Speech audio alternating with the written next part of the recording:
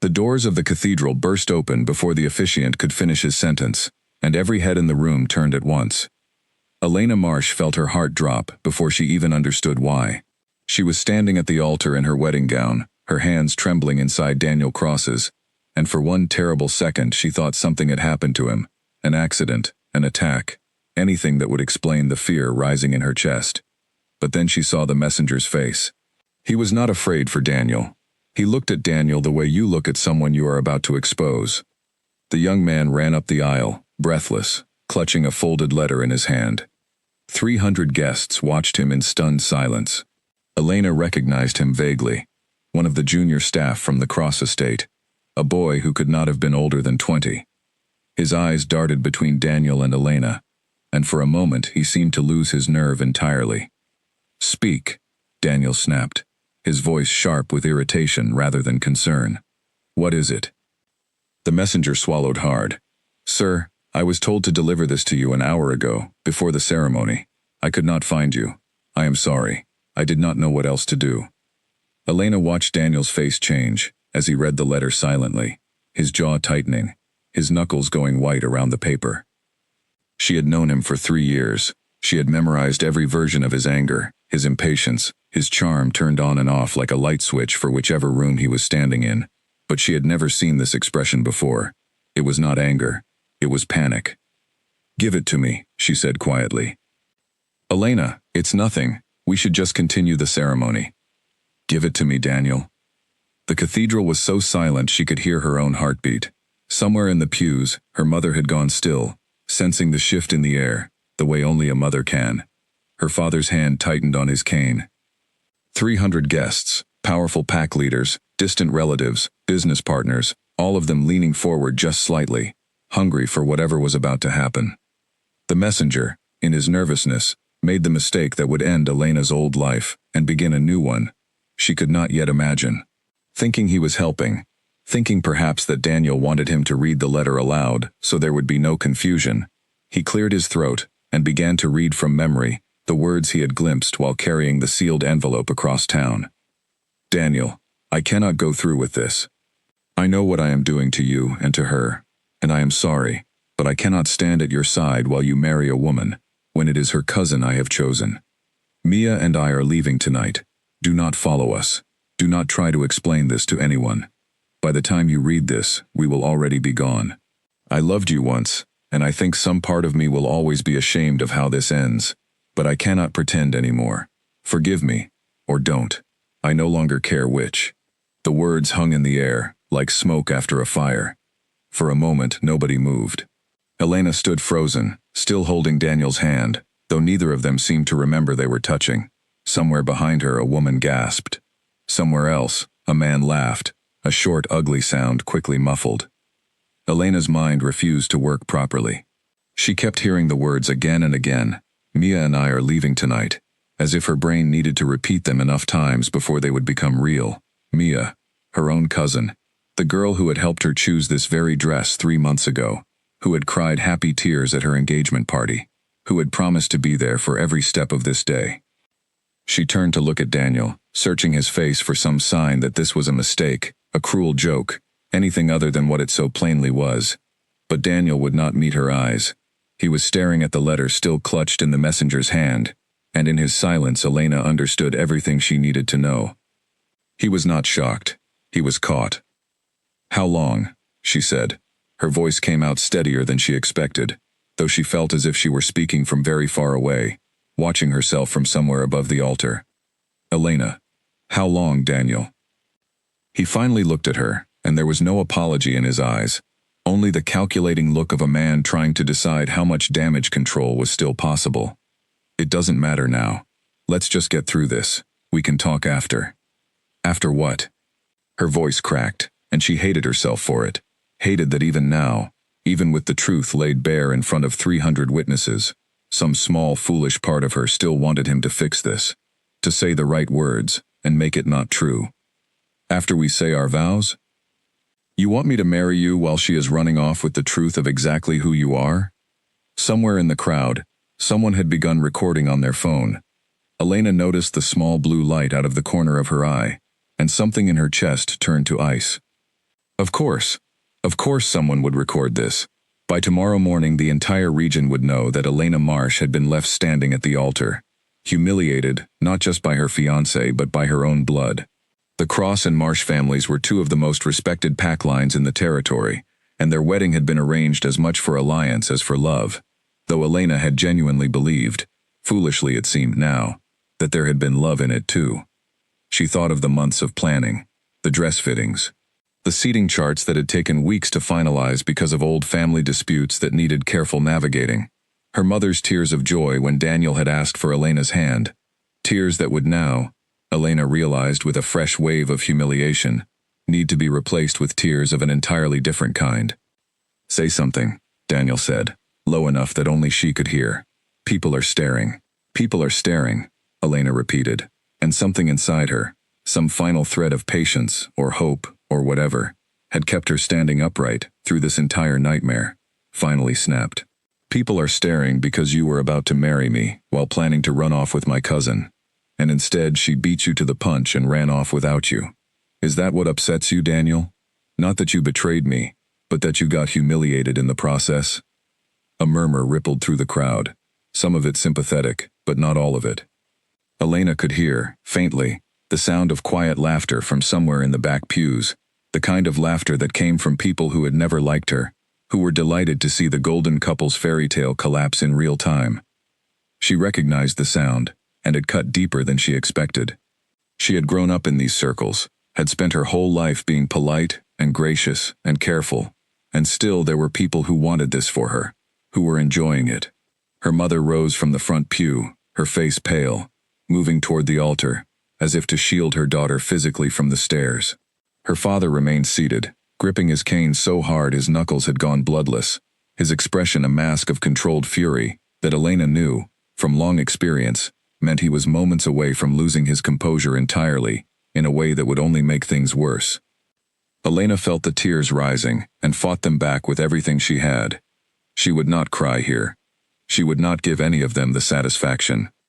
"I need to leave," she whispered, mostly to herself, and she began to turn away from the altar, gathering the heavy skirt of her gown in shaking hands.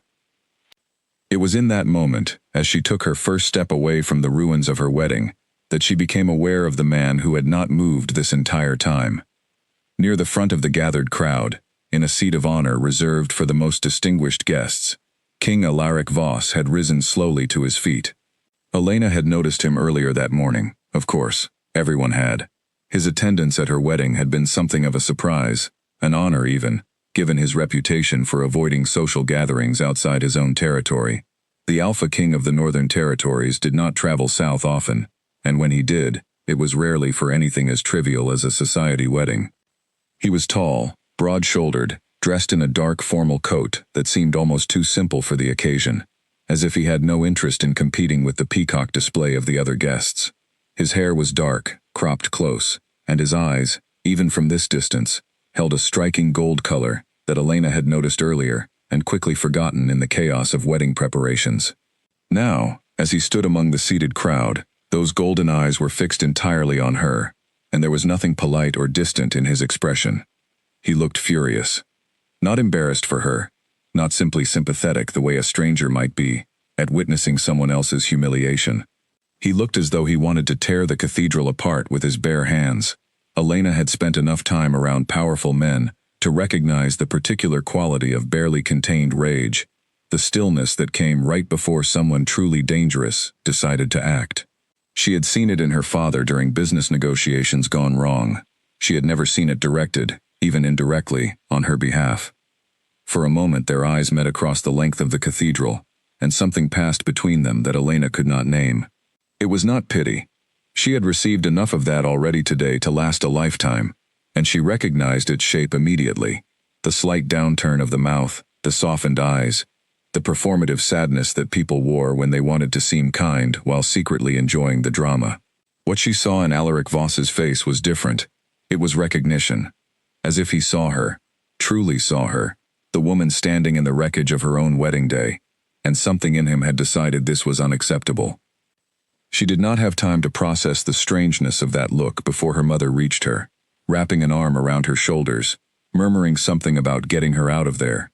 away from the cameras and the whispers and Daniel's useless apologies. Elena let herself be guided, grateful for the momentum, grateful for anything that would carry her away from the center of the room, where every eye in the building seemed fixed on her.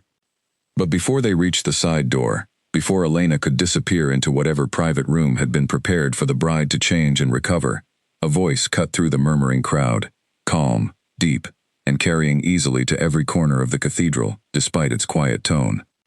"Wait." Elena stopped without meaning to. There was something in that single word, an authority so absolute that even the whispering crowd fell silent, that made her body obey before her mind had caught up.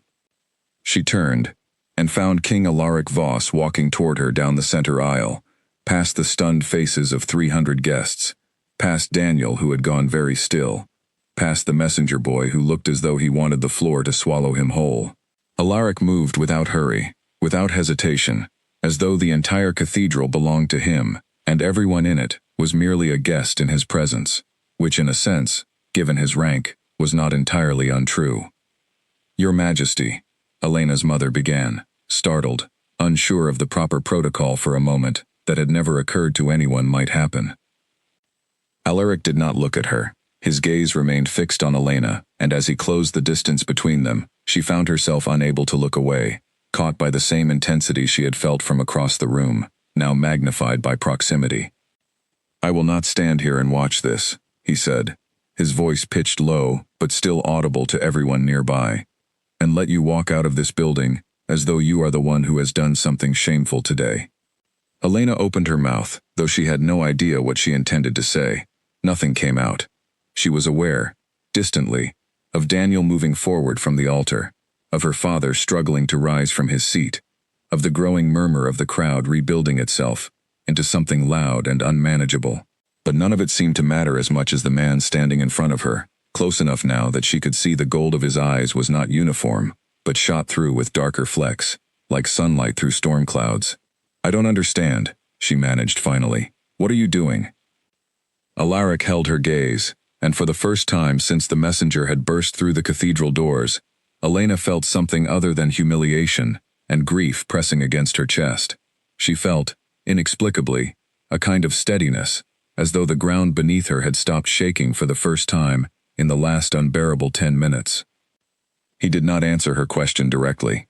Instead, before the crowd, before her family, before the man who had just destroyed everything she thought she understood about her future, King Alaric Voss lowered himself onto one knee at the foot of the altar steps, and the entire cathedral seemed to hold its breath at once.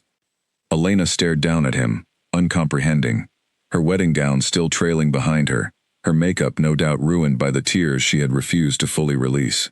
She had come to this cathedral to marry one man, and was now standing over another entirely, a stranger, a king, a man she had exchanged perhaps a dozen polite words with over the course of the morning's preparations, and she had no framework in her mind for what was happening.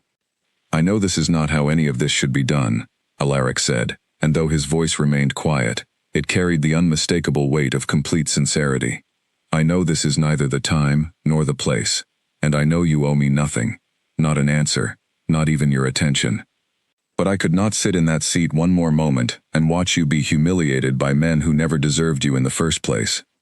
The whispers around them had transformed into something closer to stunned silence, the entire room straining to hear every word.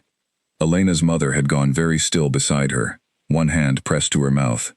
Somewhere behind them, Daniel had started forward, his face flushed with something between confusion and anger, but two of Alaric's personal guard, who Elena only now noticed, had entered the cathedral behind their king, stepped smoothly into his path, not threatening, simply present, an immovable wall of quiet authority. "Marry me instead," Alaric said.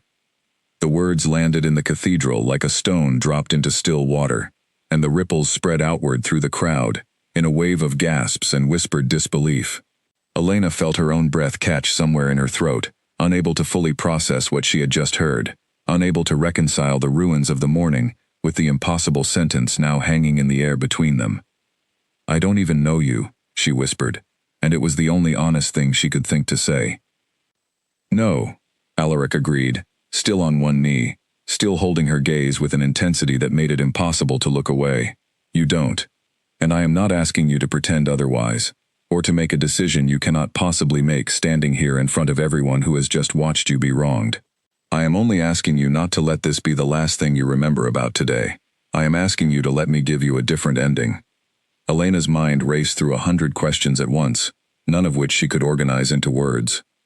Why would the Alpha King of the Northern Territories, a man known throughout every Pact territory for his solitude and his careful avoidance of Southern politics, kneel before her in the middle of her ruined wedding, and offer marriage as though it were the simplest thing in the world? What could he possibly want from her? A woman he had exchanged only pleasantries with, whose family, while respected, held no particular power that would benefit a king who already commanded the loyalty of the most formidable territory in the north. But even as the questions multiplied, something in her chest recognized the truth of what he had said, however strange the circumstances. She could walk out of this cathedral now, into a life defined forever by this humiliation. The woman left at the altar, whispered about at every gathering for years to come. Or she could take this strange, impossible offer and let it become something else entirely, something she could not yet name, but which felt, in this single suspended moment, like the difference between drowning and being pulled, unexpectedly, into air. She became aware that the entire cathedral was waiting for her answer. 300 guests holding their collective breath, her mother's hand trembling against her arm, Daniel standing frozen near the altar he had abandoned, the messenger boy still clutching the letter that had started all of this. And in the center of it all, one man remained, kneeling before her, patient, unwavering, his golden eyes holding steady on hers, as though nothing else in the room existed at all.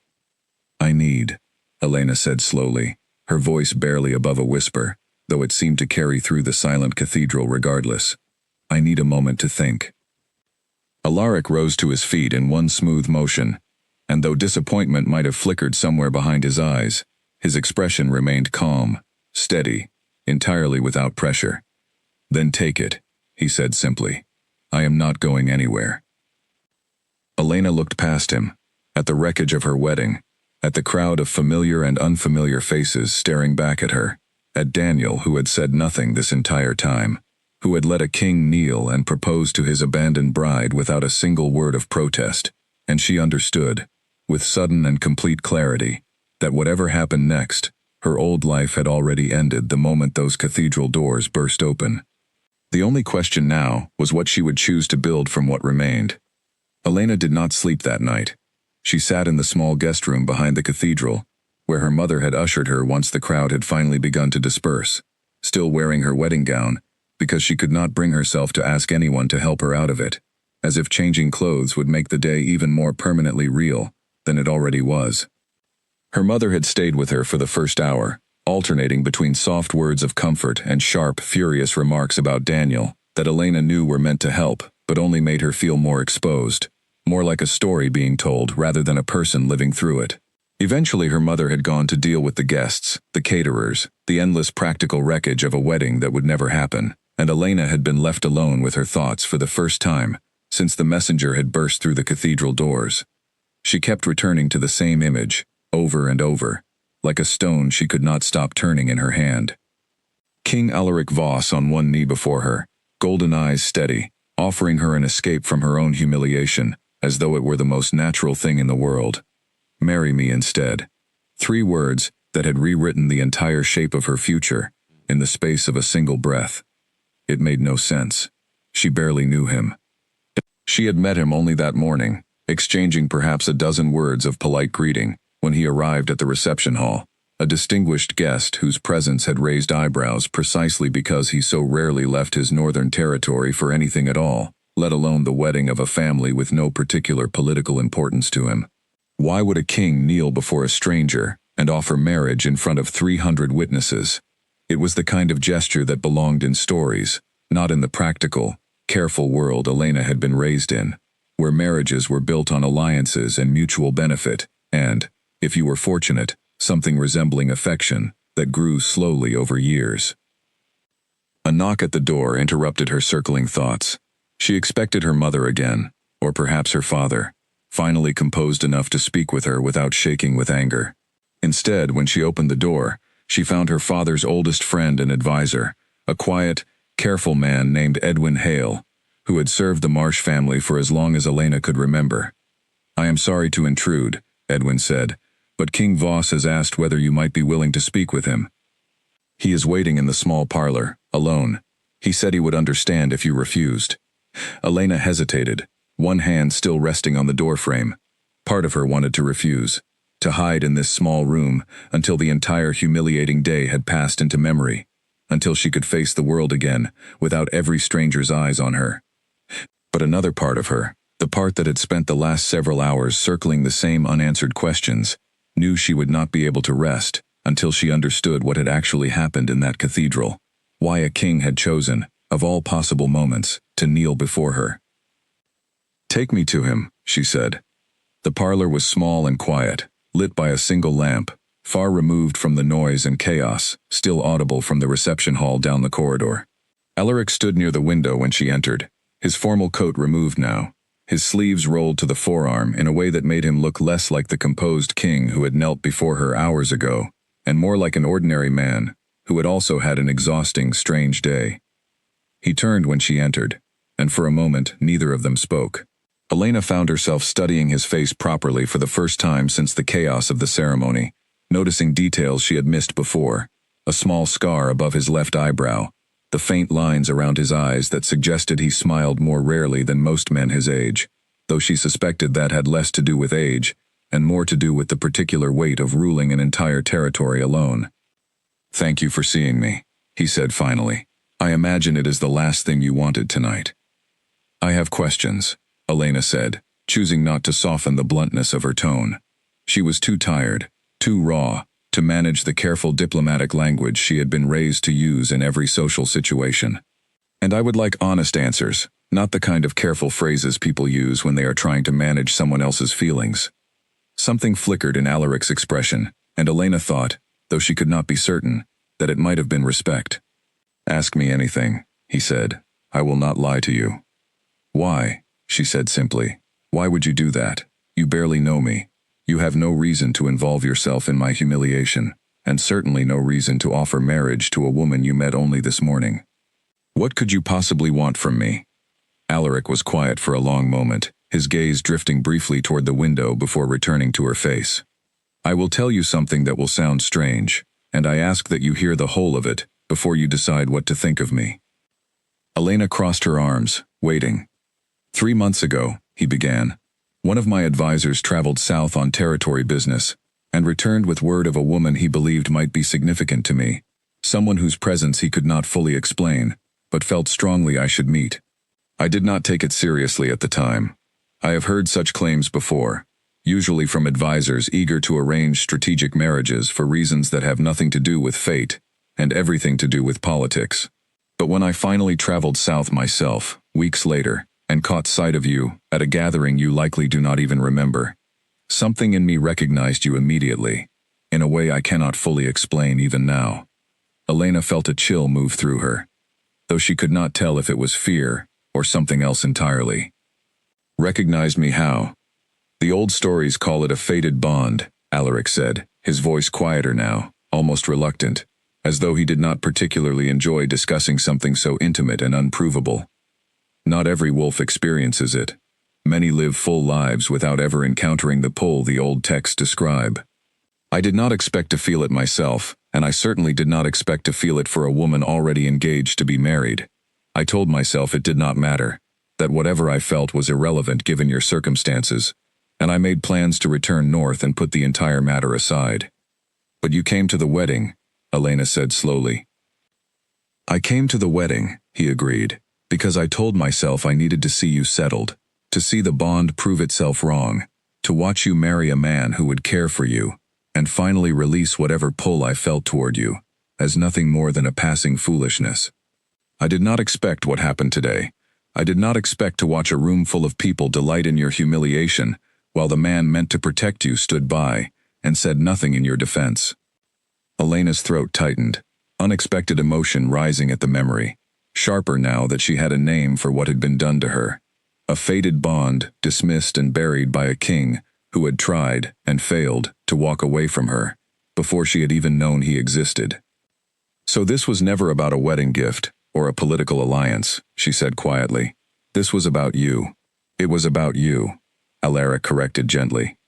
Whatever I felt walking into that cathedral this morning became something else entirely the moment I watched that messenger read Daniel's letter aloud, watched you stand there and absorb every cruel whisper and every camera pointed at your worst moment. I could not sit there and do nothing. I am not certain I could have lived with myself if I had.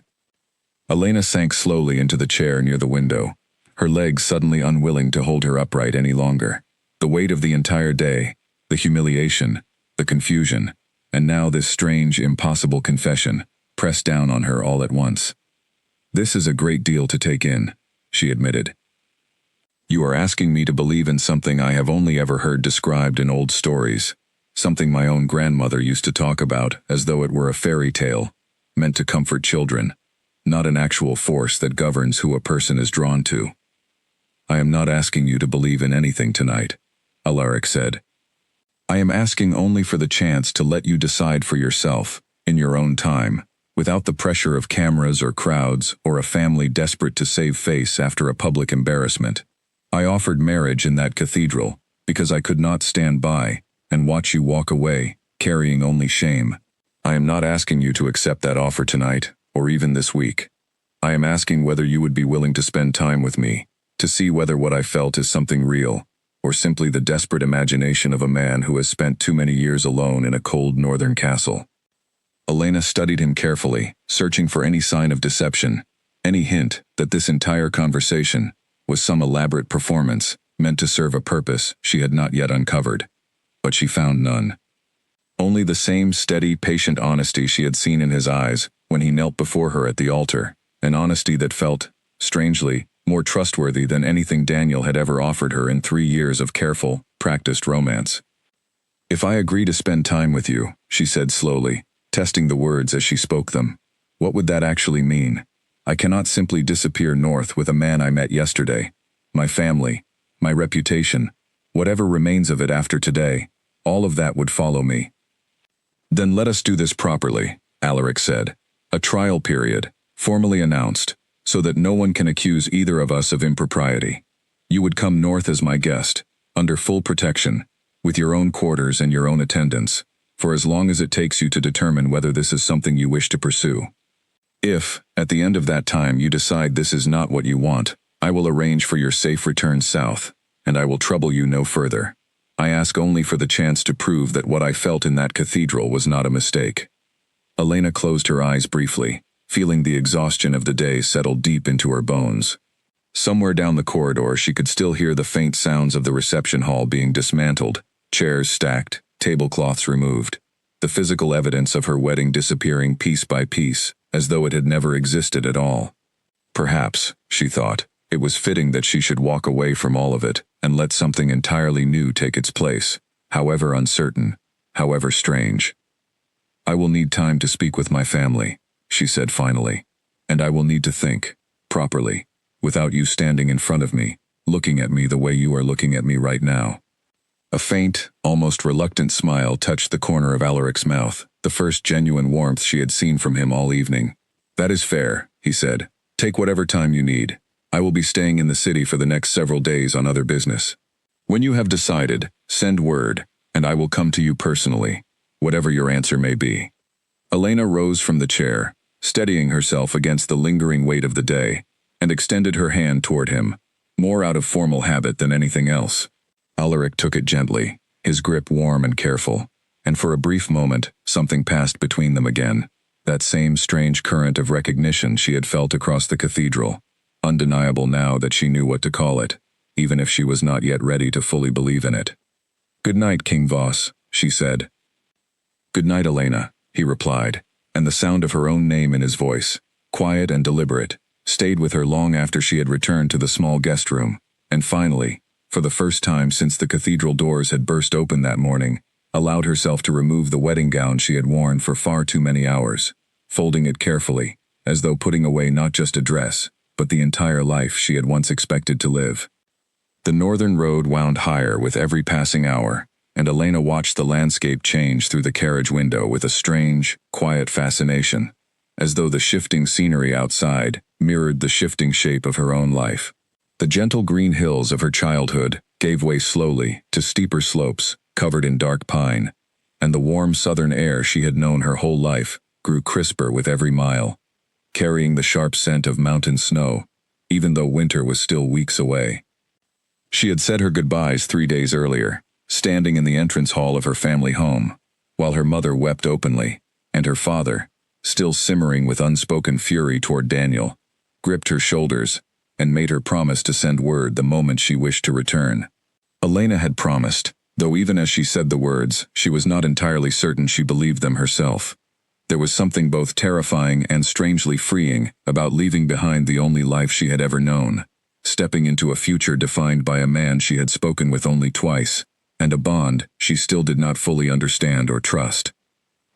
2 of Alaric's personal guards had accompanied the carriage the entire journey, a woman named Freya, with sharp eyes and a quiet, watchful manner, and a younger man named Callum who spoke rarely, but seemed to relax slightly more with each mile that carried them farther from the political tangle of the South.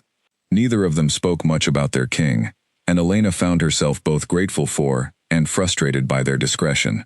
She wanted to know more about the man she was traveling toward, but every careful question she posed was met with polite, general answers that told her nothing beyond what she already knew.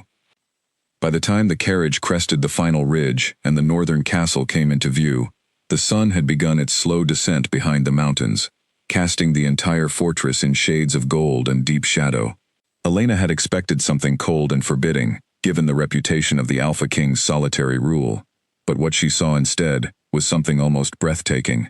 Dark stone walls rising against a sky streaked with color, tall windows glowing warm with candlelight, the whole structure looking less like a fortress built for war, and more like something carved directly from the mountain itself, ancient and permanent. Alaric was waiting at the entrance when the carriage finally rolled to a stop, standing alone rather than surrounded by the ceremonial procession Elena had half expected. He wore simple dark clothing rather than the formal coat she remembered from the wedding, and something about the plainness of his appearance made him seem more approachable, though the weight of authority in his posture remained unmistakable. "You made good time," he said, opening the carriage door himself before any attendant could reach it, offering his hand to help her down. "Your guards were very efficient," Elena replied, taking his hand and stepping onto the stone courtyard, feeling the cold mountain air settle around her for the first time. "They are the best I have," Alaric said, and something in his tone suggested this was not simply a polite compliment, but a genuine statement of fact. "Come, let me show you to your quarters, before the evening grows any colder. There will be time enough for formalities tomorrow." Elena followed him through the castle's grand entrance hall, taking in the details she had not been able to see from a distance. Tall tapestries depicting scenes of northern history, ancient weapons displayed with obvious reverence rather than mere decoration, the soft murmur of servants moving efficiently through side corridors, careful not to intrude on the king and his guest. Everything about the castle felt lived in, rather than merely maintained, a place where real people conducted real lives, rather than a museum built to impress visitors. Her quarters, when they arrived, occupied an entire wing overlooking the eastern mountains, a suite of rooms far grander than anything she had expected, furnished with warm colors and soft fabrics that stood in gentle contrast to the castle's imposing stone exterior. A young woman, with dark curling hair and a bright, curious expression, stood waiting near the fireplace, introduced by Alaric as Nora, who would serve as Elena's personal attendant for the duration of her stay. "If you need anything at all," Alaric said, lingering in the doorway after Nora had begun unpacking Elena's few belongings, "you have only to ask. I know this is a great deal of change all at once, and I do not expect you to feel comfortable immediately. Take whatever time you need to settle in." "Thank you," Elena said, and found she meant it more genuinely than she expected. "For all of this. I know you did not have to make this so easy." Something softened in Alaric's expression, though he said nothing further, simply nodding once before excusing himself and leaving her alone with Nora and the quiet, unfamiliar comfort of her new rooms. The following days settled into a rhythm Elena had not anticipated. Alaric, true to his word, made no demands on her time or attention, allowing her instead to explore the castle grounds at her own pace, to grow accustomed to the rhythms of northern life, the earlier sunsets, the sharper cold, the different customs that governed even simple things like mealtimes and greetings among the northern pack. She found herself drawn, almost against her will, to the castle library, an enormous room, filled floor to ceiling, with books that spanned centuries of northern history, and it was there, on her 4th day in the castle, that she encountered her first taste of the resistance that would follow her throughout her stay. "You must be the southern guest," came a cool voice from behind one of the tall shelves, and Elena turned to find an elegant woman, perhaps a decade older than herself, dressed in fine northern fashion, studying her with an expression that fell somewhere between curiosity and open disdain. "I am Elena," she said carefully, extending a polite hand that the woman did not take. "Delphine," the woman replied. "I serve as one of King Voss's senior advisors. I must say, the entire court has been quite curious about you, given the circumstances of your arrival. It is not every day our king abandons decades of careful solitude to chase after a woman jilted at her own wedding." The words were delivered with a smile, but the intent behind them was unmistakable. Elena felt the familiar sting of humiliation rise in her chest, the same feeling that had haunted her since the cathedral doors burst open weeks ago, though she forced herself to keep her expression calm and even. "I imagine it is a curious situation for everyone involved," Elena said evenly. "Myself included." Delphine's smile did not waver, though something calculating flickered behind her eyes. "Some of us worry, of course, that our king's judgment has been clouded by circumstances beyond his control. The old bonds are powerful things, but they are not always wise. I would hate to see him make a decision he later regrets, particularly one that involves a woman entirely unfamiliar with the responsibilities of northern rule." Elena held her ground, though every instinct urged her to retreat from the conversation entirely. "I have made no decisions yet myself," she said, "and I imagine King Voss is more than capable of determining what is or is not wise for his own future." "Of course," Delphine said, her tone light and dismissive, in a way that suggested the conversation was already over as far as she was concerned. "I only meant to offer a word of caution, from one who has served this court far longer than you have known it exists. Enjoy your stay, Elena. I am certain it will prove informative, one way or another." She swept away before Elena could formulate a response, leaving her standing alone among the tall shelves, with the uncomfortable awareness that Delphine's chilly welcome would likely not be the last she encountered during her time in the north. That evening, at dinner with Alaric in a smaller, more intimate dining room than the grand hall Elena had expected, she found herself recounting the encounter almost without meaning to, the words spilling out before she had fully decided whether she wanted to share them at all. "Delphine has served this court since before my father died," Alaric said, once Elena had finished, his expression thoughtful rather than surprised. "She is fiercely protective of the Northern Territory's stability, sometimes to a fault. I do not excuse her rudeness, but I understand where it comes from. Change frightens people who have spent their lives believing they understood exactly how things should work. She seemed to believe I am some kind of threat," Elena said, "or perhaps simply an inconvenience." "She believes many things," Alaric replied, "not all of them accurate. Give her time. Most of my court will come around once they see for themselves what I already know to be true." "And what is that?" Elena asked, genuinely curious despite herself. Alaric held her gaze across the table, his golden eyes steady in the candlelight. "That you are far stronger than the circumstances that brought you here would suggest."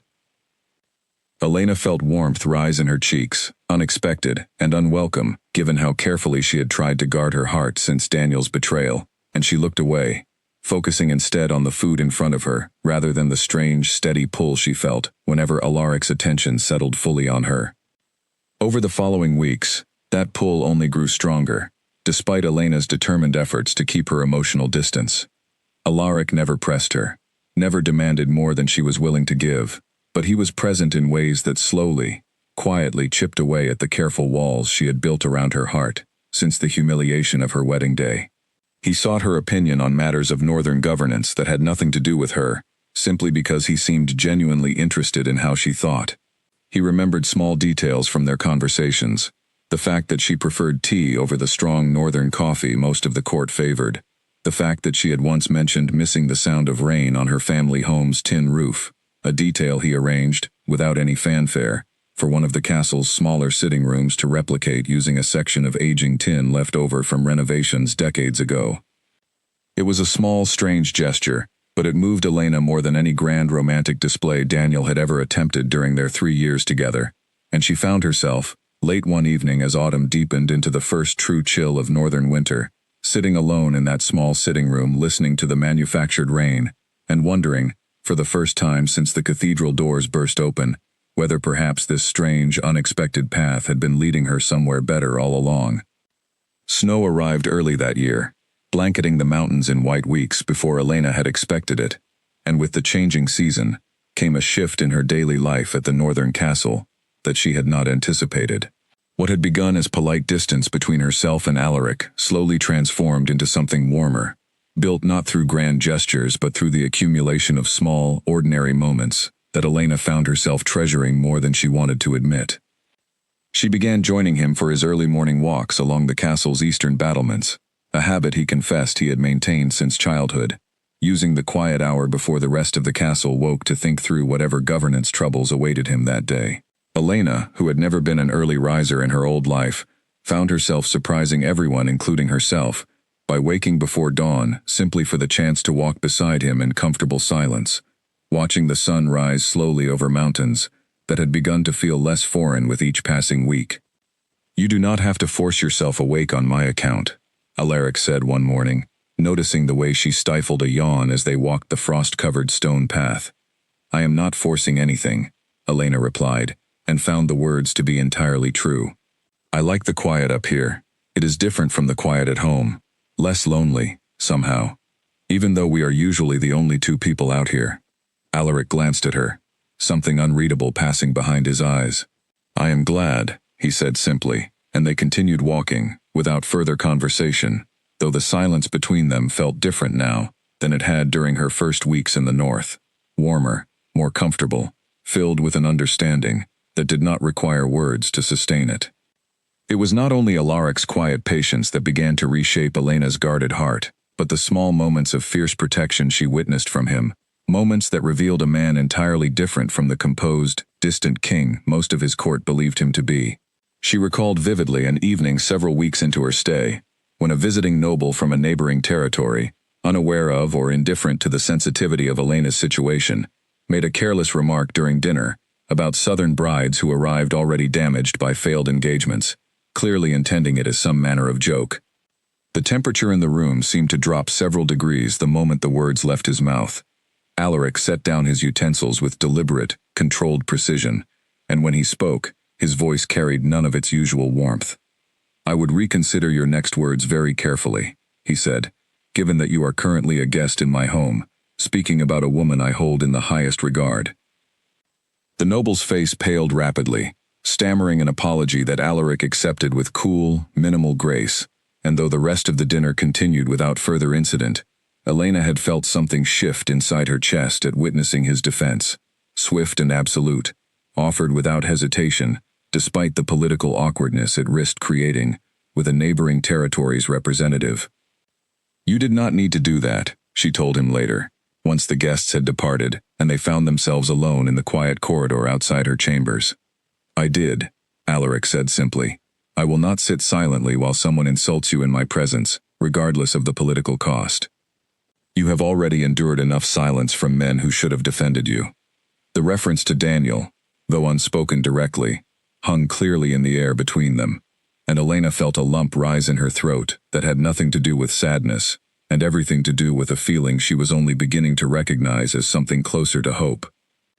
Despite these growing moments of warmth, Elena remained careful, cautious about fully trusting the strange pull she felt toward Alaric, wary of repeating the same mistakes that had led her to stand humiliated at an altar only months earlier. She confided this hesitation to Nora one evening, as the young attendant helped braid her hair before bed, the crackling fire the only sound between them for several long moments before Elena finally spoke. "I do not know how to trust this," she admitted quietly. "Everything feels different with him, gentler, more honest. But how do I know that is real, and not simply the comfort of kindness after cruelty? Perhaps I am only drawn to him because he is not Daniel, rather than because of who he actually is." Nora considered the question seriously before answering, her hands never pausing in their careful work. "I have served in this castle for many years," she said, "and I have never once seen King Voss treat anyone the way he treats you. Not the visiting nobles who seek his favor, not the advisors who have served him faithfully for decades. Whatever this is, my lady, I do not believe it is simply comfort after cruelty. I believe it is something he has been waiting for far longer than you realize." Elena turned the words over in her mind long after Nora had gone, and found herself, for the first time since arriving in the north, allowing herself to imagine a future she had not dared consider before, one where the humiliation of her wedding day faded, not because she had learned to forget it, but because something better had grown large enough to overshadow it entirely. It was around this time that Delphine's chilly reception began to soften, though not entirely. Elena encountered her one afternoon in the castle gardens, where the older woman was inspecting the winter preparations of the estate's carefully maintained hedges, and rather than the cool dismissal Elena had come to expect, Delphine offered something closer to grudging acknowledgement. "I have watched you these past weeks," Delphine said, without preamble, as Elena approached. "You have not once demanded special treatment, despite your position as our king's guest. You have taken the time to learn the names of the kitchen staff, the stable hands, the guards who walk the northern wall each night. That is not nothing, in a court where most visitors barely acknowledge those they consider beneath them. I was raised to believe that kindness costs nothing, and often returns a great deal," Elena replied carefully, unsure whether this was the beginning of genuine reconciliation, or simply another test disguised as conversation. "A wise philosophy," Delphine said, "though rare among those born into wealth and status. I will admit, I remain cautious about the speed of all this, but I no longer believe you are simply an opportunist, chasing a crown. Whether that is enough to earn my full trust remains to be seen." It was not warmth, not exactly, but it was more than Elena had received from the woman since her arrival, and she took it as a small victory, one more sign that perhaps her place in this strange new world was not as precarious as she had once feared. That evening, walking alone through the castle's long eastern corridor after a quiet dinner with Alaric, Elena paused before one of the tall windows overlooking the snow-covered mountains, the moon casting silver light across the untouched drifts below. She thought of the cathedral, of Daniel's letter read aloud by a nervous messenger, of the cruel laughter she had heard rippling through the crowd during her worst moment, and found, to her genuine surprise, that the memory no longer carried the same sharp, unbearable sting it once had. In its place had grown something quieter, steadier, built from early morning walks along frost-covered battlements and fierce, unhesitating defenses offered at dinner tables, from small kindnesses accumulated slowly over weeks until they had become, without her fully realizing it, the foundation of something Elena was beginning to recognize, cautiously, and with growing certainty, as genuine trust. She did not yet know what the future held, whether this fragile, growing bond between herself and the Alpha King of the Northern Territories would survive whatever challenges still lay ahead. But standing alone in the moonlit corridor, watching snow fall silently over mountains that no longer felt entirely foreign, Elena allowed herself, for the first time in months, to feel something dangerously close to hope. Far south of the mountain castle, in a city Elena had once called home, Daniel Cross sat across a dimly lit table, from a woman he had not expected to see again so soon. Mia's once bright and cheerful expression had hardened considerably in the months since their disastrous escape, replaced by something calculating, restless, and increasingly bitter, as their carefully imagined future together had failed to materialize into anything resembling the life they had promised each other. "The Marsh name means nothing to my family anymore," Mia said, swirling the drink in front of her without actually touching it. "And yours means even less, now that you have been publicly humiliated by your own bride's disappearance north. Do you understand what we have thrown away, Daniel? For nothing?" "It is not nothing," Daniel said, though his voice carried none of the confidence it once held. "There are still opportunities, still connections we can rebuild if we are patient." "Patient," Mia repeated, laughing without humor. "While Elena sits in a mountain castle being courted by an actual king, do you have any idea what that means for us, Daniel? Every door that might have remained open to us has closed the moment she caught the attention of the Alpha King. We are an embarrassment now, footnotes in a story that has become about her, not us." It was in this atmosphere of resentment and desperation that a third figure entered the private meeting room, a sharp-featured man named Victor Ashcombe, representative of a rival pack territory that had long harbored ambitions of expanding its influence into the northern lands ruled by Alaric Voss. Victor had approached Daniel weeks earlier with a proposal that Daniel had initially dismissed as too dangerous to consider, but desperation, it seemed, had a way of eroding even the most cautious instincts. "I trust you have reconsidered my offer," Victor said, settling into the chair across from them, without waiting for an invitation. "Tell us again what you are actually asking," Mia said, her earlier bitterness sharpening into something more focused and dangerous, now that an opportunity for retaliation had presented itself. "Simple enough," Victor replied. "King Voss has made himself vulnerable through his attachment to your former relation. A man in love, or whatever passes for love in these fated bond situations, makes decisions he would never otherwise consider. If that vulnerability could be exploited, if Elena Marsh could be removed from the northern castle even briefly, the resulting chaos and distraction would create exactly the kind of opening my territory has been waiting years to find along the northern border."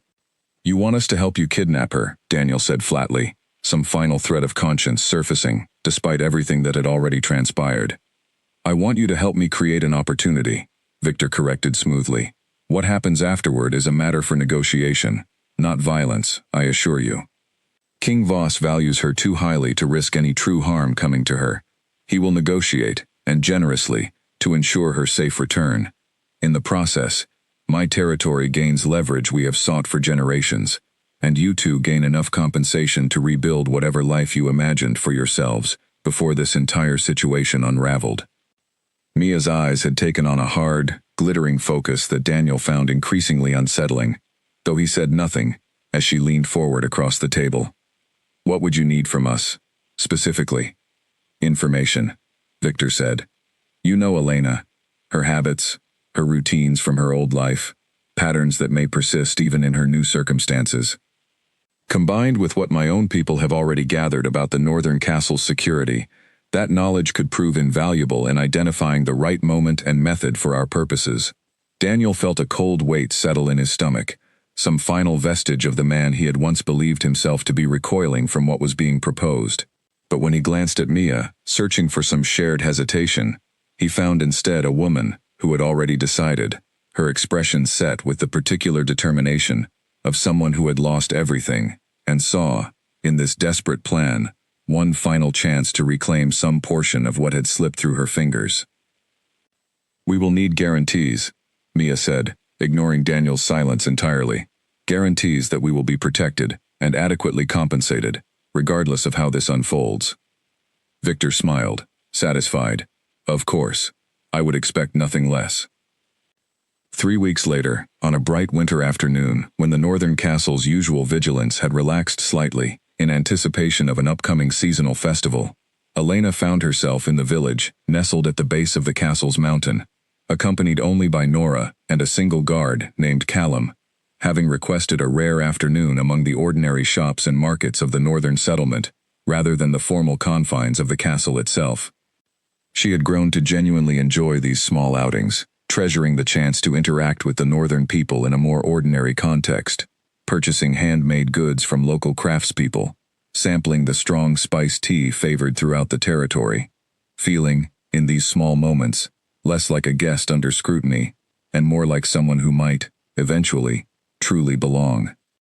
It happened quickly, with a precision that suggested careful planning rather than opportunistic chance. Elena had paused before a small shop selling carved wooden ornaments, admiring a delicate piece shaped like a mountain wolf, when a sudden commotion erupted several stalls away, shouts and the sound of overturned carts drawing Callum's immediate attention as he moved instinctively to assess the potential threat. It was exactly the distraction Victor's people had been waiting for. Before Elena fully understood what was happening, strong hands seized her from behind. A cloth pressed briefly against her face, carrying a chemical scent that made her vision blur, and her limbs grow suddenly, terrifyingly heavy. She heard Nora's scream somewhere distant and muffled, heard Callum's furious shout as he turned back too late, and then the world dissolved into darkness before she could make sense of anything further. She woke slowly, her head throbbing, finding herself in an unfamiliar room with stone walls and a single small window too high to reach, the air cold enough that she could see her own breath in the dim light filtering through. Her wrists were not bound, she noted with some small relief, though the door across the room appeared securely locked, and when she tested it carefully, she found it entirely immovable.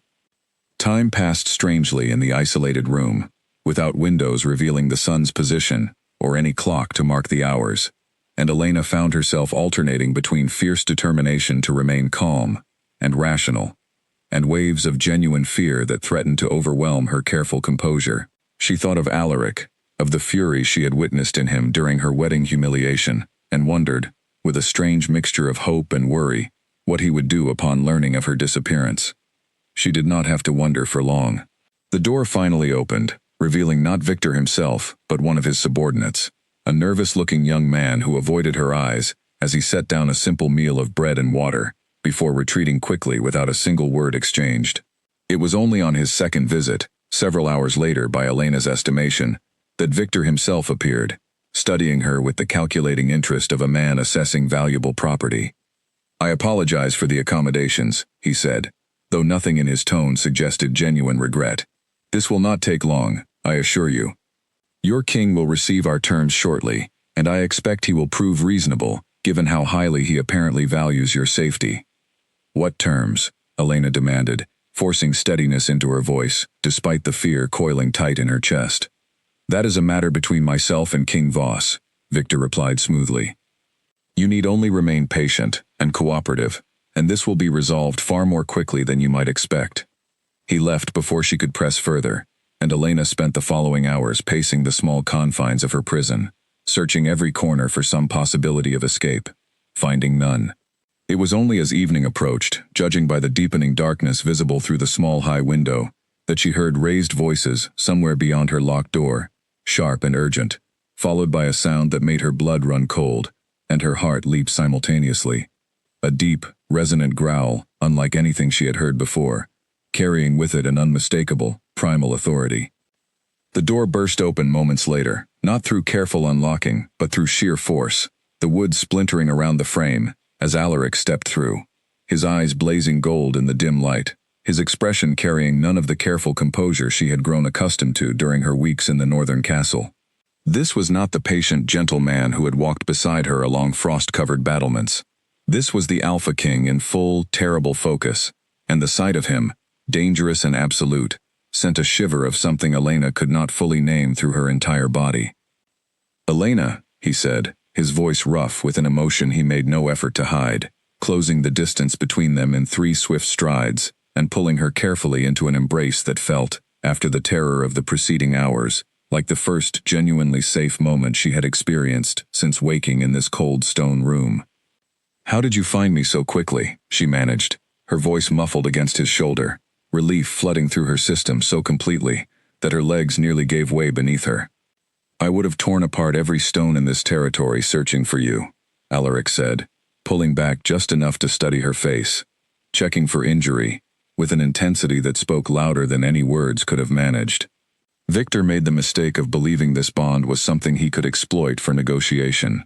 He did not understand what it actually means to threaten someone the fates themselves have chosen for me.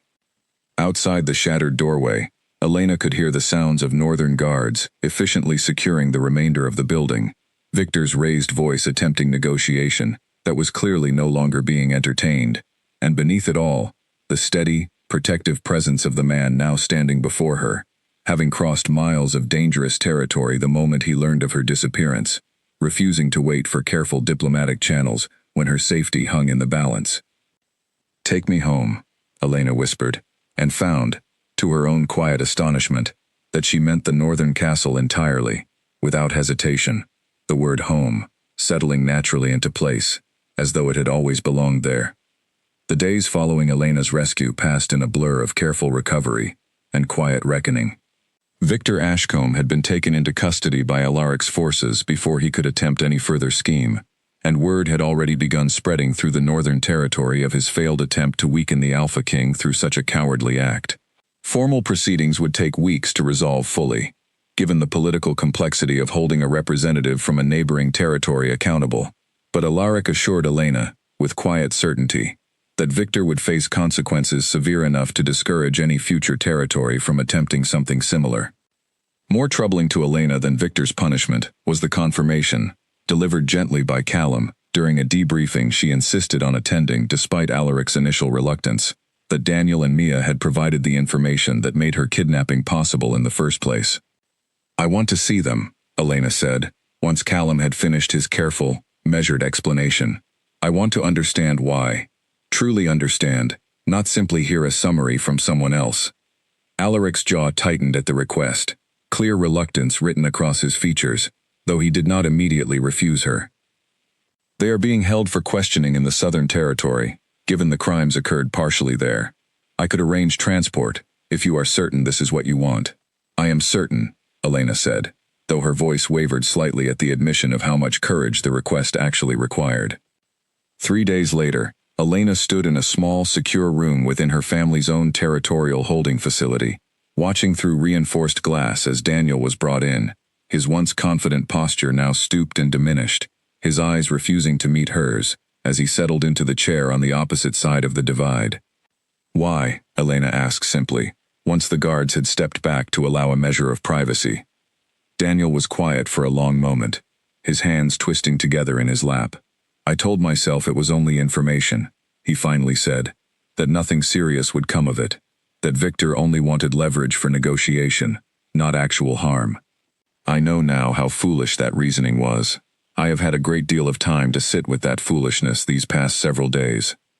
"You nearly got me killed," Elena said, her voice steady despite the tremor she felt building beneath the surface. "Or worse, used as a bargaining tool in some territorial conflict that had nothing to do with me at all.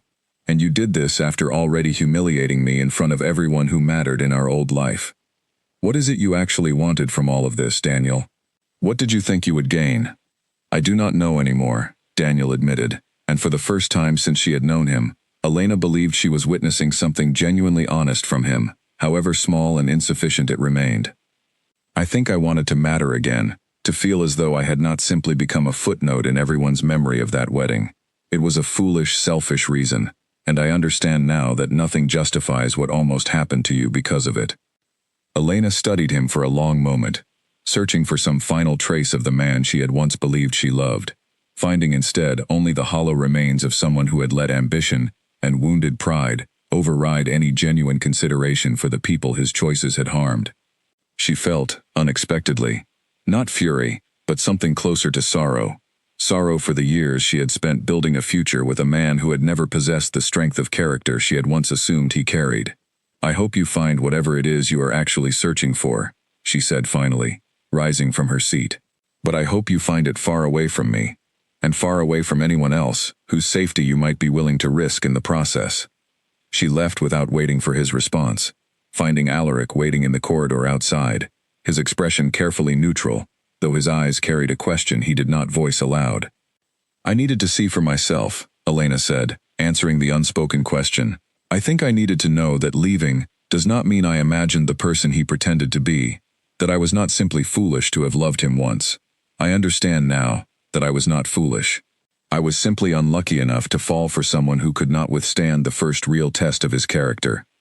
Alaric took her hand gently as they walked, saying nothing further on the matter, allowing the silence between them to carry its own quiet comfort, rather than filling it with words that might have felt hollow, given the weight of what she had just faced. Mia, when Elena requested a similar meeting the following day, proved far less repentant than Daniel had been, her expression cold and unyielding, even from behind the reinforced glass separating them. "I do not expect your forgiveness," Mia said, before Elena could speak at all, "and I would not accept it if you offered it. I do not regret leaving with Daniel, whatever else came of that decision. I regret only that our plans failed so completely, and that I now find myself facing consequences for reaching towards something better than the life I had been given." "You nearly cost me my life," Elena said quietly. "Does that mean nothing to you?" Something flickered briefly behind Mia's cold expression, gone too quickly for Elena to fully interpret its meaning.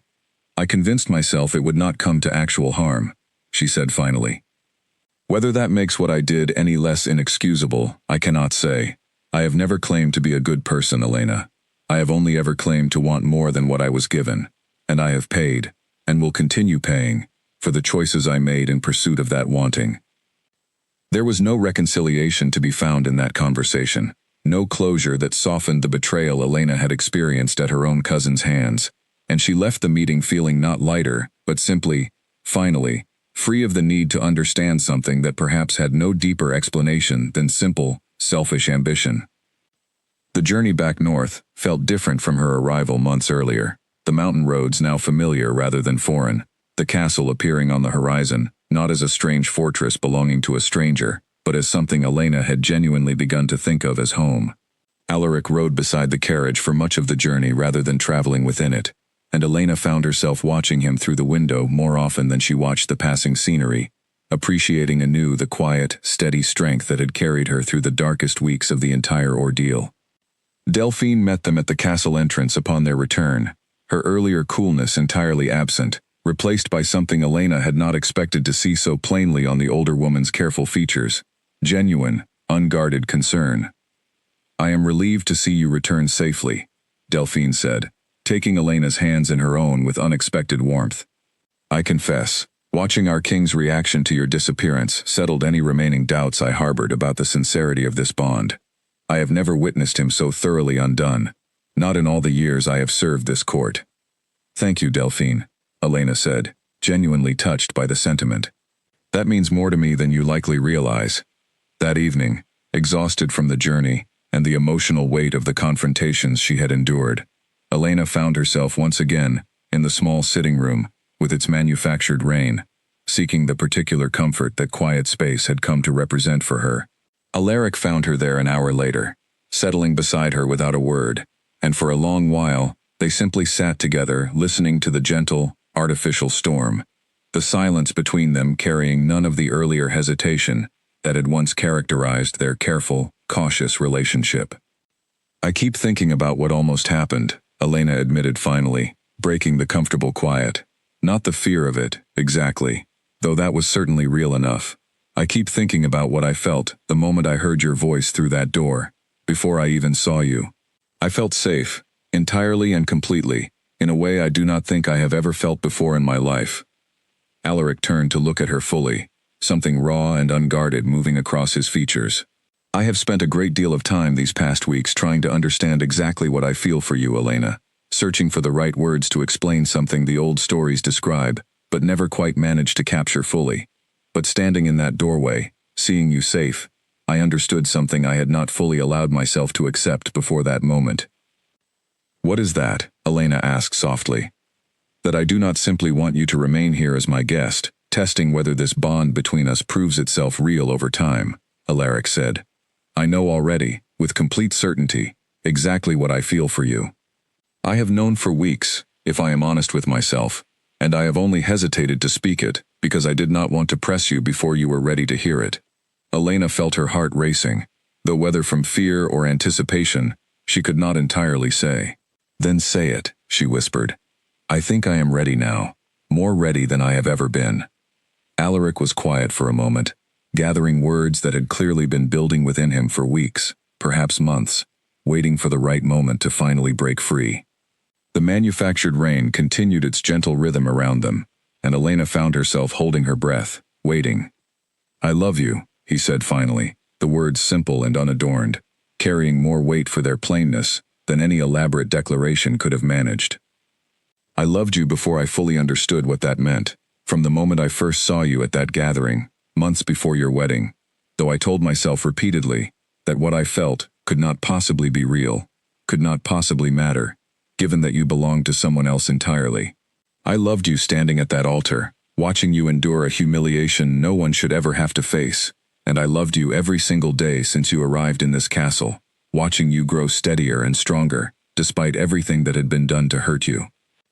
Elena felt tears building, though these carried none of the sharp, humiliating sting of the tears she had shed in that cathedral months earlier. These tears felt like release, like relief, like something long held finally finding permission to surface. "I was so afraid to trust this," she admitted, her voice thick with emotion. "I told myself repeatedly that what I felt for you was simply comfort after cruelty, gratitude mistaken for something deeper. But sitting in that cold room, waiting, not knowing what would happen to me. The only thing I could think about was you, not my family, not my old life, not even the fear of what Victor might do.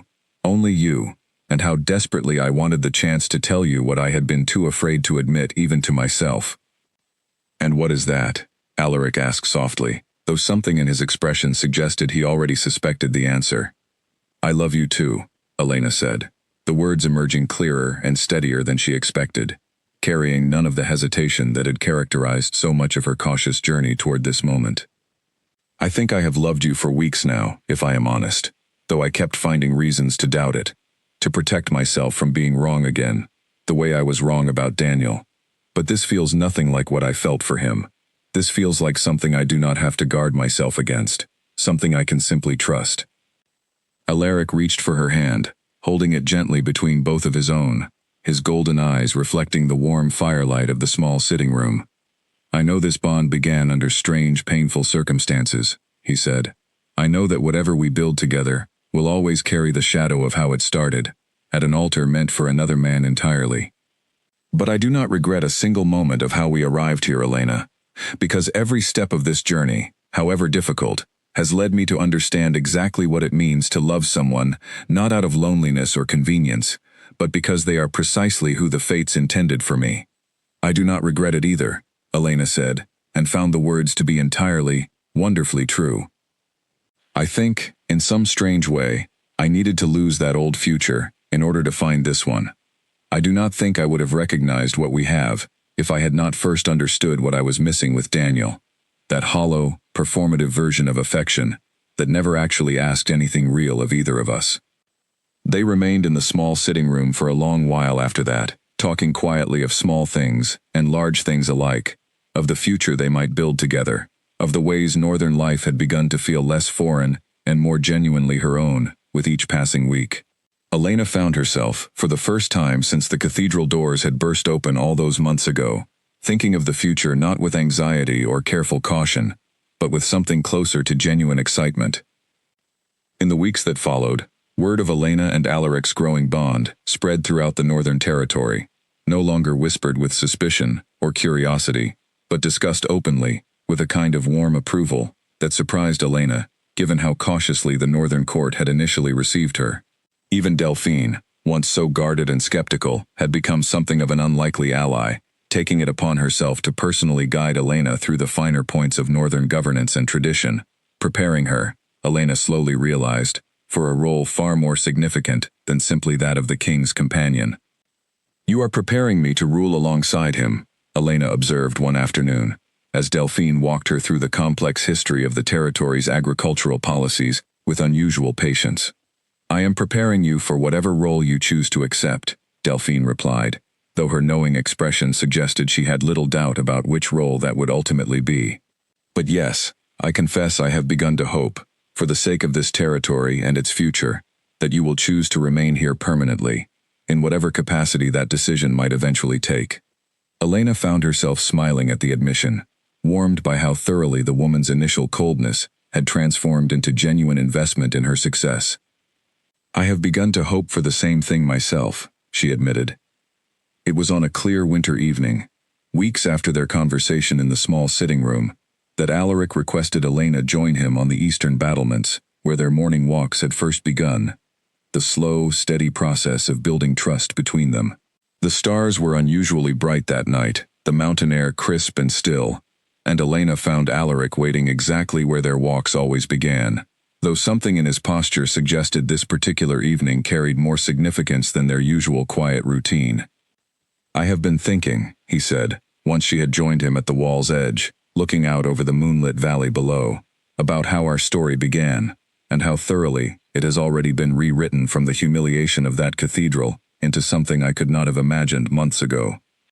As have I, Elena said, sensing something building in his careful words, though she could not yet guess exactly what direction the conversation intended to take. I proposed to you once already, Alaric continued, in a moment of desperate certainty, standing before a crowd who had just witnessed you, wronged in the cruelest possible way.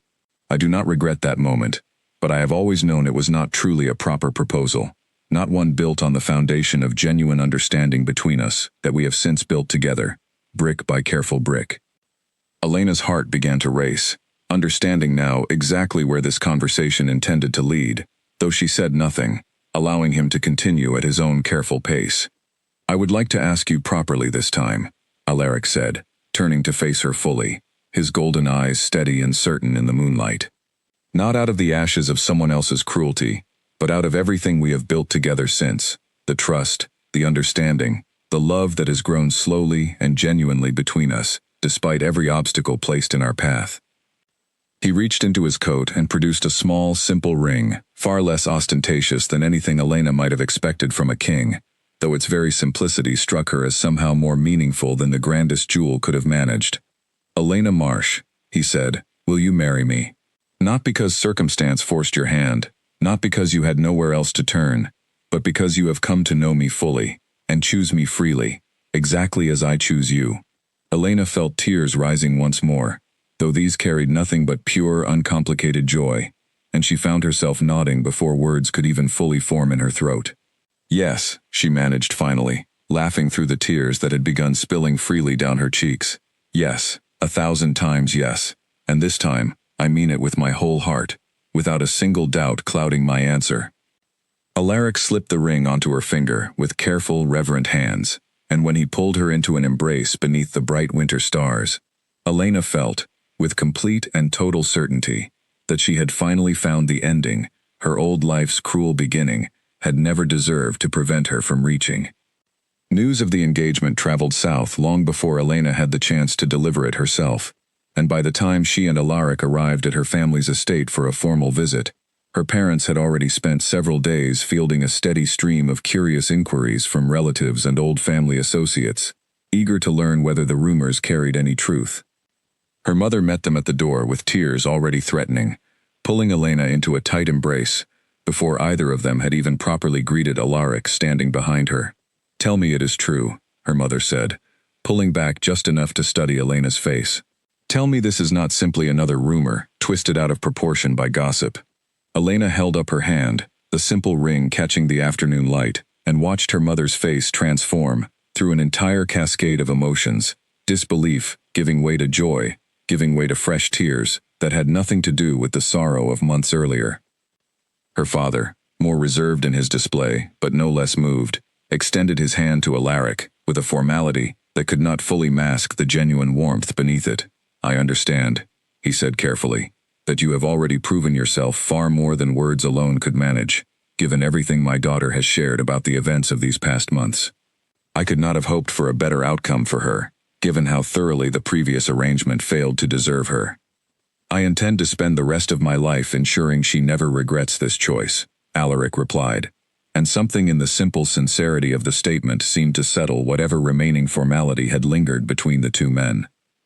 The following days passed in a whirlwind of planning and reconciliation, Elena's parents eager to help arrange whatever celebration she wished, though this time, Elena insisted on a far smaller and more intimate ceremony than the grand, politically motivated spectacle her first wedding had been designed to represent. "I do not need 300 guests to know this is real," she told her mother, as they sat together reviewing preliminary plans one quiet afternoon. "I do not need to prove anything to anyone this time. I only want the people who genuinely matter to me present, and I want the day itself to feel like a celebration rather than a performance." Her mother squeezed her hand warmly. "Whatever you want, my darling, this is your day, and no one else's expectations need factor into it." There remained, however, one lingering matter that Elena knew she needed to address before she could fully move forward, the formal legal proceedings still pending against Victor Ashcombe, Daniel, and Mia. She traveled with Alaric to attend the final hearing, wanting to witness the resolution firsthand, rather than simply receive news of the outcome secondhand. Victor, facing the most severe consequences given his role as the primary architect of the entire scheme, was formally stripped of his territorial position and sentenced to an extended period of confinement. His ambitions toward the northern border effectively ended for the foreseeable future. His own territory, eager to distance itself from the scandal, offered no meaningful defense on his behalf, leaving him to face the consequences of his actions, largely alone. Daniel and Mia received lighter but still significant sentences, given their more peripheral role in providing information rather than orchestrating the plan itself. Sentences that would keep them both under close supervision for several years, and permanently barred from any position of influence within pack governance. Elena watched the proceedings with a strange, distant calm, feeling neither vindictive satisfaction nor lingering sorrow, simply a quiet sense of closure, settling over a chapter of her life she was finally, fully ready to leave behind. "How do you feel?" Alaric asked gently, as they left the courthouse together, the winter sun bright and cold against the stone steps. "Free," Elena said, and found the word to be entirely accurate. "I think I have been waiting for this moment without fully realizing it, waiting to see this resolved so I could finally stop carrying it with me. Now that it is done, I feel as though I can walk forward without looking back at all." Back at the northern castle, preparations for the wedding continued, with growing excitement throughout the court. Delphine had taken it upon herself to oversee much of the ceremonial planning, determined that Elena's second wedding would carry none of the anxious formality that had characterized traditional royal ceremonies of the past, instead reflecting the genuine warmth and joy that had come to define Elena's place within the Northern Territory. "I have never enjoyed planning a wedding as much as I am enjoying this one," Delphine confessed one afternoon, as she and Elena reviewed fabric samples for the ceremony's decorations. "Perhaps because I have never before had the privilege of planning one for a match I genuinely believe in with my whole heart." Elena smiled at the admission, remembering vividly the cold reception she had first received from this same woman months earlier, marveling at how thoroughly circumstances had transformed not just her own life, but the relationships surrounding it. "I am grateful for your help, Delphine, more than I think I have properly expressed." "You need not thank me," Delphine said, though her pleased expression suggested the words meant more to her than she cared to admit. "Simply promise me you will be as good to this territory as you have already shown yourself to be to our king, and I will consider myself amply rewarded." "That," Elena said, "is a promise I intend to keep, for as long as I live." As the wedding date approached, Elena found herself reflecting often on the strange, winding path that had carried her, from the humiliation of that first cathedral, to the genuine joy now awaiting her in the northern mountains. She thought of the young woman who had stood frozen at that first altar, humiliated before 300 witnesses, and felt a kind of gentle compassion for her, understanding now that the woman she had become bore little resemblance to that frightened, heartbroken bride, forged instead, through months of genuine trial, and equally genuine growth, into someone far stronger and more certain of her own worth. The night before the wedding, Elena sat with her mother in the small sitting room, with its manufactured rain, a tradition she had come to treasure, and now wished to share with the woman who had raised her through every version of herself, both broken and whole. "I am proud of you," her mother said quietly, watching the artificial storm through the window. "Not simply for finding happiness after such heartbreak, though that alone would be enough to fill any mother's heart with joy. I am proud of the strength you found within yourself along the way, the strength that allowed you to walk into an entirely unfamiliar life and build something real from it, rather than simply waiting passively for happiness to arrive." "I could not have done it without everything that came before," Elena said. "The humiliation, the fear, even the danger. I think I needed to walk through all of it to arrive here, ready for what waits for me tomorrow." Her mother took her hand, squeezing it gently. "Whatever brought you here, my darling, I am simply grateful you arrived." Elena woke before dawn on the morning of her wedding, the mountain air outside her window, carrying the particular stillness that seemed to settle over the Northern Territory, just before first light. She lay quietly for several minutes, watching the ceiling of her chambers slowly brighten as the sun began its climb over the eastern peaks, allowing herself a rare moment of complete stillness before the day's inevitable momentum swept her forward. Nora arrived shortly after, carrying a tray of tea and the same bright, excited energy she had shown throughout the entire wedding preparation process. "The whole castle is already awake," she reported, setting the tray down carefully. "The kitchens have been busy since well before dawn, and I saw Delphine inspecting the ceremony hall no fewer than 3 times before I came up here." Elena laughed softly, accepting the warm cup Nora offered. "I would expect nothing less from her. She has poured more care into this day than I think even I have fully appreciated." "She loves you," Nora said simply. "Everyone in this castle does. I do not think you fully understand how much this day means to all of us, not simply as a formal ceremony, but as proof that good things can still happen, even after the worst kind of heartbreak." The words settled warmly in Elena's chest as she rose to begin the long process of preparation, and she found herself thinking, as Nora carefully arranged her hair, of the very different woman who had prepared for a wedding months earlier, in an entirely different life. That preparation had been rushed with nervous excitement, layered over a foundation of uncertainty she had not fully allowed herself to examine at the time. Small doubts she had pushed aside in favor of believing the life she was building with Daniel represented something solid and permanent. This preparation felt entirely different. There was excitement, certainly, a fluttering anticipation she could not fully contain. But beneath it lay something steadier, a calm certainty that had nothing to do with denial and everything to do with genuine trust, built slowly over months of careful, honest partnership. Her mother arrived as the morning progressed, along with several other female relatives who had traveled north for the occasion, filling the chambers with warm conversation and gentle laughter that felt worlds away from the anxious formality of her first wedding preparations.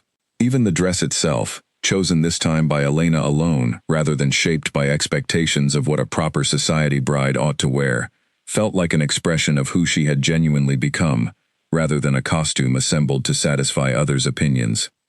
"You look radiant," her mother said, once the final preparations were complete, studying Elena's reflection in the tall mirror, with tears, once again threatening at the corners of her eyes. "Not simply beautiful, though you certainly are that. You look like yourself, fully and completely, in a way I do not think I have seen since you were a young girl who had not yet learned to worry so much about what everyone else expected of her." Elena studied her own reflection carefully, recognizing the truth in her mother's observation. The dress was simpler than her first, elegant, without excessive ornamentation, chosen because it made her feel genuinely like herself, rather than because it satisfied some external standard of appropriate bridal splendor. Her hair, styled by Nora with practiced, gentle hands, framed her face in soft waves, rather than the elaborate formal style she had worn previously. Even her expression, she noticed, carried none of the nervous tension that had characterized her first wedding day, replaced instead by a steady, quiet joy that felt entirely her own. A gentle knock interrupted the moment, and Delphine entered, her own eyes bright with barely contained emotion despite her usual composed demeanor. "It is nearly time," she said. "The guests have gathered, and King Voss has been pacing the entrance hall for the better part of an hour, though I suspect he would deny any such nervousness if directly questioned." Elena felt a warm laugh bubble up, despite the growing anticipation building in her chest, imagining Alaric, so composed and steady in every circumstance she had witnessed him face, reduced to nervous pacing by the prospect of their wedding. Perhaps I should not keep him waiting any longer then. The ceremony had been arranged not in the grand formal cathedral that had witnessed her first disastrous attempt at marriage, but in a smaller, more intimate stone chapel, nestled within the castle grounds, its walls original to the fortress's earliest construction, centuries earlier, carrying a sense of history and permanence that felt fitting for the occasion. Only close family and the northern court's most trusted members had been invited, perhaps 50 guests total, a fraction of the crowd that had witnessed her earlier humiliation, and Elena found the smaller, more intimate gathering felt far more meaningful than any grand spectacle could have managed. As she approached the chapel entrance, her father waiting to walk her down the short aisle, Elena paused for a brief moment, gathering herself, allowing the full weight of everything that had led to this moment to settle fully within her chest. The humiliation of that first cathedral, the confusion and fear of those first weeks in an unfamiliar northern castle, the terror of her kidnapping, the fierce protection and gentle patience that had slowly, steadily rebuilt her trust in the possibility of genuine love. All of it converged in this single moment, standing at the threshold of a life she had never imagined possible during her darkest days. "Are you ready?" her father asked gently, offering his arm. Elena took a steadying breath, feeling the last remnants of old fear finally fully dissolve, replaced entirely by certain, unshakable joy. "I have never been more ready for anything in my entire life," she said, and together they stepped forward into the chapel, toward the man waiting at its end, and the future that awaited them both beyond it. The small stone chapel had been decorated simply but beautifully, sprigs of winter greenery, woven through the ancient wooden beams overhead, candles lining every windowsill, and casting warm, flickering light across the gathered guests. As Elena stepped through the entrance on her father's arm, she saw Alaric waiting at the far end of the short aisle, and the sight of him, standing tall and steady, his golden eyes finding hers immediately and holding fast, settled any final trace of nervousness that had lingered from the morning's preparations. He was not looking at her with the composed, careful expression she associated with his public role as king. He was looking at her the way he had looked at her that very first day in the cathedral, fierce and unguarded, though this time the fury she had witnessed then had transformed entirely into something warmer, something that spoke plainly of love, without any need for further words. Her father walked her steadily down the aisle, past familiar faces, beaming with genuine joy, rather than the curious, judgmental stares she remembered from her first wedding, and Elena found herself smiling freely, without effort, feeling for the first time in longer than she could properly remember, that she was exactly where she belonged. When they reached the altar, her father placed her hand gently into Alaric's, offering a brief, warm nod, before stepping back to join her mother in the front row. Alaric's grip was steady and sure, his thumb brushing gently across her knuckles, as the small chapel fell into comfortable, expectant silence. The officiant, an elderly northern priestess who had served the territory for decades, began the ceremony with words that felt entirely different from the formal, rehearsed phrases Elena remembered from her first attempted wedding. These words carried genuine warmth, spoken by someone who had witnessed the entire journey that had led to this moment, and understood exactly how significant it truly was. "We gather today," the priestess said, her voice carrying easily through the small stone chapel, "not simply to witness a marriage, but to celebrate a bond that has proven itself through genuine trial, tested by hardship, and strengthened by unwavering devotion. Few unions arrive at this moment having faced what these two have faced together, and fewer still emerge from such trials as strongly bound, as I see standing before me today." Elena felt tears building, though she made no effort to hold them back this time, allowing herself the full, unguarded emotion of the moment, without any concern for how it might appear to the gathered guests. When the time came for the vows, Alaric spoke first, his voice steady, despite the visible emotion in his eyes. "Elena," he said, "I promised you once, in the wreckage of another man's cruelty, that I would give you a different ending. I did not fully understand, in that moment, how much you would come to mean to me, how thoroughly you would reshape my understanding of what it means to truly love someone. I promise you now, standing here with full and complete certainty, that I will spend every day of our life together, honoring the trust you have placed in me, protecting you not out of obligation, but out of genuine, unwavering devotion, and building alongside you a future far brighter than either of us could have imagined during the darkness that first brought us together." Elena found her own voice steady as she spoke in return, the words flowing easily from a heart that had finally, fully healed. "Alaric, you found me at my lowest moment and refused to let that moment define the rest of my life.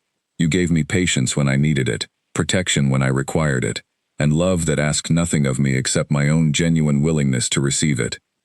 I promise you, in return, my complete trust, my whole heart, and my unwavering commitment to building a life together, defined not by the pain that brought us here, but by the joy we have created since, and will continue creating for the rest of our days." When the priestess pronounced them formally bound, husband and wife, king and queen of the Northern Territory, the small chapel erupted into warm applause and joyful tears, and Alaric pulled Elena gently into his arms, holding her close beneath the candlelight and winter greenery, as the weight of everything they had overcome together, finally, fully settled into simple, uncomplicated happiness. Outside the chapel, as they emerged into the crisp winter afternoon, to the cheers of the gathered northern court, Elena paused for a moment, looking back at the small stone building that had witnessed the true beginning of her new life, and thought of the grand cathedral so far to the south, where everything had first, so painfully, fallen apart. She understood now, with complete clarity, that the humiliation of that first wedding day, however devastating it had felt at the time, had never been an ending at all. It had been the necessary, painful clearing away of a future that had never truly suited her, making space for something far more genuine to take root and grow. The Alpha King who had knelt before her in that cathedral, offering an escape from her lowest moment, had given her far more than simply an alternative to public shame. He had given her the chance to discover exactly who she was capable of becoming, and exactly what kind of love she genuinely deserved. As they walked together through the castle grounds, greeted warmly by every member of the northern court who had once regarded her with such wary curiosity, Elena felt Alaric's hand tighten gently around her own, and she looked up to find him watching her with an expression of complete, unguarded contentment. "Any regrets?"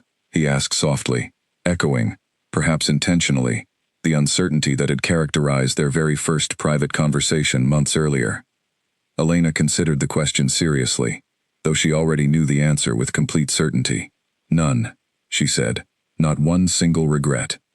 Every difficult step of this journey led me exactly here, to exactly the life I did not know to hope for until you knelt before me and refused to let my worst day become my whole story." "Then let us make certain," Alaric said, pulling her closer as they walked together into the golden afternoon light, "that every day, from this one forward, tells a far better story than that." And as the northern sun set gently behind the mountains that had become her true home, Elena Marsh, now Queen of the Northern Territories, walked forward into a future built not on humiliation or loss, but on genuine love, hard-won trust, and the quiet, unshakable certainty that sometimes the cruelest beginnings lead, against every expectation, to the most beautiful endings of all.